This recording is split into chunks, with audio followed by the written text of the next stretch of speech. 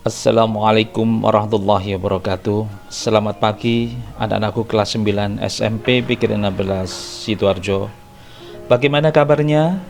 Alhamdulillah luar biasa. Semoga Allah senantiasa melimpahkan rahmat dan hidayahnya kepada kita semua. Amin ya rabbal alamin. Anak-anakku sekalian, walaupun kita masih suasana pandemi yang menuntut kita harus belajar dari rumah, saya berharap kalian harus tetap bersemangat belajar, karena belajar kunci meraih kesuksesan, baik sukses di dunia, lebih-lebih sukses di akhirat kelak. Pagi hari ini, Pak Samsul akan mengawali pembelajaran pendidikan agama Islam dan budi pekerti untuk kelas 9. Namun, mari kita awali belajar ini dengan berdoa. Berdoa mulai. A'udzu billahi minasy syaithanir rajim. Bismillahirrahmanirrahim. Alhamdulillahi rabbil alamin. Ar-Rahmanir-Rahim. Maliki yaumiddin. Iyyaka na'budu wa iyyaka nasta'in. Ihdinas siratal mustaqim, siratal ladzina an'amta 'alaihim ghairil maghdubi 'alaihim waladdallin. Amin. Bismillahirrahmanirrahim. Raditu billahi rabba wa bil islami dina wa bi Muhammadin nabiyyan wa rasula. Rabbi zidni ilman nafi'ah warzuqni fahman thayyiba birahmatika ya arhamar rahimin. Amin. Anak-anakku sekalian, materi kali hari ini yang pertama adalah meyakini hari akhir, mengakhiri kebiasaan buruk. Tujuan pembelajaran selesai mempelajari iman kepada hari akhir atau hari kiamat, diharapkan seluruh peserta didik: 1. Menjelaskan pengertian iman pada hari akhir atau hari kiamat. 2. Menjelaskan dalil nakli tentang iman kepada hari akhir atau hari kiamat. 3. Menjelaskan macam-macam hari akhir atau hari kiamat. Yang keempat, menjelaskan tahapan-tahapan setelah hari akhir atau kiamat. Yang kelima, menjelaskan tanda-tanda akan datangnya hari akhir atau hari kiamat.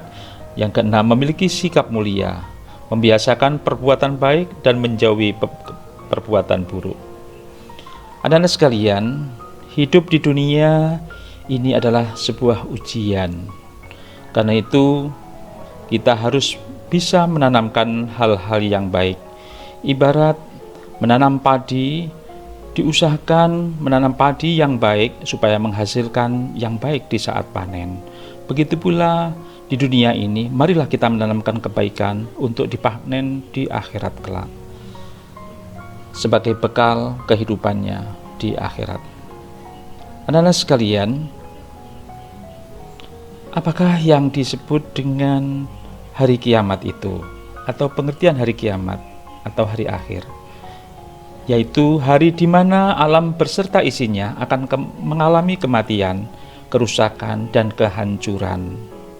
Dan ini pasti akan terjadi, sebagaimana yang tertuang di dalam Al-Quran surat Al-Hajj ayat 7. A'udzu billahi minasyaitonir rajim. Bismillahirrahmanirrahim. Wa anna as-sa'ata atiyatul la raiba fiha. Wa annallaha yab'atsu man fil qubur. Dan sungguh hari kiamat itu pasti datang, tidak ada keraguan padanya. Dan sungguh Allah akan membangkitkan siapapun di dalam kubur. Anak-anak sekalian, hari kiamat atau hari akhir itu terbagi menjadi dua. Yang pertama, hari kiamat sughra atau hari kiamat kecil, yaitu terjadinya kematian atau kerusakan bagi manusia atau makhluk. Misalnya orang mati karena sakit, terjadinya banjir, terjadinya gunung meletus, tanah longsor, dan lain-lain.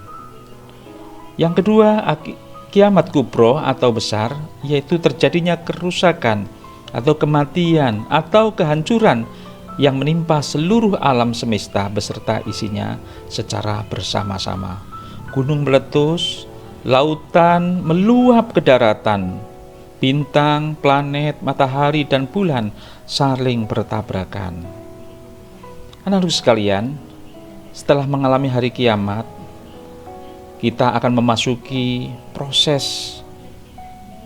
Di antaranya yang pertama adalah Yaumul Barzah, yang kedua Yaumul Ba'as, yang ketiga Yaumul Hasr, yang keempat Yaumul Mizan dan Hisab, yang kelima Sirat dan surga dan neraka. Apakah Yaumul Barzah atau alam kubur itu? Yaitu pintu gerbang menuju akhirat atau batas antara alam dunia dan alam akhirat. Di situ manusia akan mulai ditanya dan diperiksa oleh malaikat Mungkar dan Nakir tentang segala amal perbuatannya ketika hidup di dunia. Mulutnya terkunci, yang menjawab pertanyaan-pertanyaan itu adalah organ tubuh.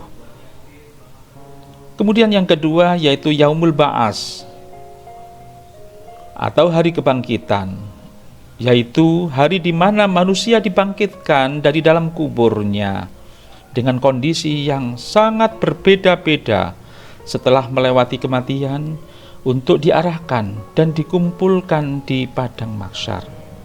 Berikutnya adalah Yaumul Hasr atau padang mahsyar, yaitu tempat berkumpulnya manusia. Artinya di saat itu manusia dikumpulkan setelah dibangkitkan dalam kuburnya, atau yang sering kita sebut dengan padang mahsyar. Berikutnya ada Yaumul Mizan dan Yaumul Hisab. Mizan adalah artinya timbangan dan hisab artinya perhitungan, memiliki kemiripan dalam pengertian. Pada hari itu manusia ditimbang dan hitung amal baik dan buruknya selama di dunia. Manusia akan menerima rapotnya masing-masing untuk mendapatkan keadilan dan balasannya masing-masing. Berikutnya manusia akan menghadapi Sirat, yaitu titian yang terbentang di atas neraka yang sangat licin dan tajam, lebih tajam dari tajamnya pisau paling tajam di muka bumi ini atau di dunia. Mereka melintasi di atasnya dengan kecepatan sesuai dengan kadar keimanannya mereka. Ada yang lambat, ada yang cepat, ada yang super cepat. Dan bagi orang kafir, mereka akan langsung jatuh dan masuk ke dalam neraka. Berikutnya adalah surga dan neraka. Surga yaitu tempat yang penuh kenikmatan, melebihi kenikmatan di dunia. Disitulah tempat balasan bagi orang-orang yang beriman, beramal baik dan beramal saleh. Neraka yaitu tempat yang penuh dengan siksaan, tempat yang tidak menyenangkan, atau tempat yang sangat menyusahkan dengan bara api yang sangat panas. Disitulah tempat balasan bagi orang-orang yang melakukan dosa, takabur, sombong, dan tidak melaksanakan perintah Allah Subhanahu wa Ta'ala. Anak-anak sekalian, itulah materi yang saya sampaikan. Mudah-mudahan dapat dimengerti. Selanjutnya, tugas yang akan Bapak berikan setelah memperhatikan, mempelajari dan memahami materi tentang iman kepada hari akhir atau hari kiamat.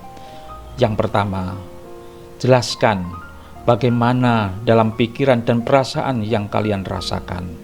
Yang kedua, usaha apa saja yang akan kalian lakukan dalam menghadapi hari kiamat ini. Yang ketiga, hikmah apa yang dapat kalian peroleh setelah mempelajari hari kiamat, iman kepada hari kiamat ini. Kalian bisa tulis dalam lembaran, nanti dikumpulkan. Demikian, selamat mengerjakan tugas. Semoga sukses dengan hidayah dan ridho Allah Subhanahu wa Ta'ala. Amin ya rabbal alamin. Terima kasih. Wassalamualaikum warahmatullahi wabarakatuh.